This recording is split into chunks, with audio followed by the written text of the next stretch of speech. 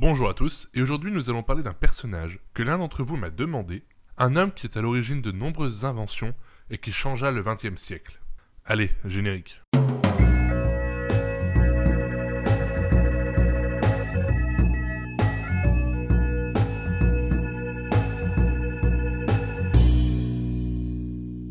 Nikola Tesla est un inventeur d'origine serbe, né à Smiljan en 1856. Ville qui se situe actuellement en Croatie, mais qui au moment de sa naissance appartenait à l'Empire autrichien.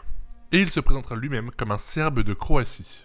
Tesla dispose de facultés intellectuelles hors du commun. Il bénéficie d'une mémoire photographique de grande qualité. Chaque image qu'il a vue, ou imaginée, pouvait réapparaître dans sa tête plusieurs mois après avec tous les détails nécessaires. S'il réalise ses premières inventions en autodidacte, dans le domaine de l'agriculture, il met à profit ses compétences pour intégrer une école d'ingénieurs, la Polytechnique de Graz. Et ce en 1875.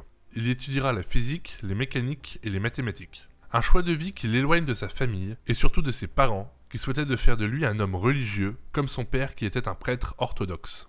Ses études et ses compétences lui permettent d'assurer plusieurs fonctions au début de sa carrière. Ces fonctions lui font traverser l'Europe et apprend ainsi plusieurs langues, le français, l'anglais, l'italien, l'allemand, le latin et bien d'autres encore. La raison de sa venue aux États-Unis vient de son passage à Paris, où il est repéré par l'entreprise d'un génie américain. Il s'agit de l'entreprise de Thomas Edison, qui décidera de le recruter. Et en 1884, M. Tesla découvre le principe du courant alternatif, qu'il est en train d'imposer à son nouveau patron, M. Edison. Les deux hommes seront toute leur vie en conflit, et surtout sur cette question de l'électricité, entre le courant continu et alternatif. Duel qu'on peut estimer remporté par Tesla, car aujourd'hui on retrouve dans toutes les prises un courant alternatif, et il recevra d'ailleurs la médaille Edison, c'est assez ironique, en 1917 pour ses travaux.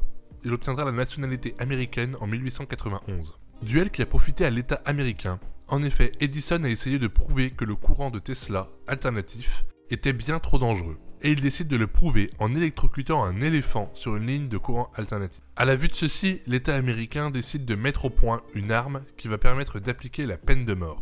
Cela a donné la chaise électrique en 1890, méthode toujours appliquée aujourd'hui, certes beaucoup moins qu'avant, et vouée à disparaître, mais en 2019, on en note au moins 2 dans le Tennessee. Nikola Tesla est certes connu pour cette invention majeure, mais on lui doit la paternité de nombreuses autres créations. Ainsi, Tesla est à l'origine du radar et de la radio par exemple. Et c'est pour toutes ces découvertes qu'il reçoit en 1934 la médaille John Scott, médaille que plein d'autres grands noms ont reçue, notamment son rival qui l'a obtenue à 2 reprises. Nikola Tesla sera nominé au prix Nobel mais ne le remportera pas. Néanmoins, ce grand savant n'a pas obtenu de son vivant toute la reconnaissance qu'il pouvait mériter. Suite à plusieurs expériences que l'on peut qualifier de particulières, notamment la tour qu'il avait fait construire pour étudier l'énergie des orages et de la foudre, et qui, lorsqu'elle était en marche, faisait fuir les animaux qui se situaient aux alentours, Tesla va être considéré comme un savant fou qui sera légèrement diabolisé dans la pop culture. On le retrouve notamment dans la liste des ennemis de Superman, où son arme était ses créations robotiques, un peu à la Robotnik dans Sonic. Arme qui n'a pas été uniquement inventée, puisque Tesla a réalisé beaucoup de travaux sur les automates. Après la destruction de sa tour, Nikola Tesla va déménager à New York, ville dans laquelle il a commencé à travailler avec Edison. Il passera son temps seul, comme la majorité de sa vie d'ailleurs, puisqu'il n'avait que très peu d'amis et pas de famille. On pouvait le croiser dans les différents parcs de New York, en train de donner à manger aux pigeons et essayer de soigner les pigeons malades.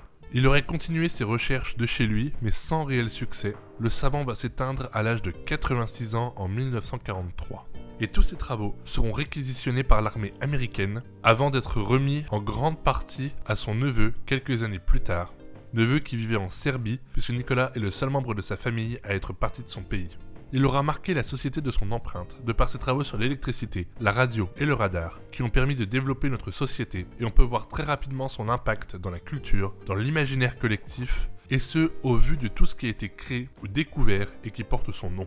Je pense notamment à l'unité de mesure, appelée le Tesla, à la marque de voiture électrique d'un autre américain particulier, et surtout à toutes les œuvres culturelles où l'on retrouve son nom, soit en positif, soit en négatif, comme l'exemple donné un peu plus tôt dans la vidéo.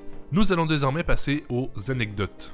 Première nous plonge dans les pensées du chercheur lorsqu'il développait la radio.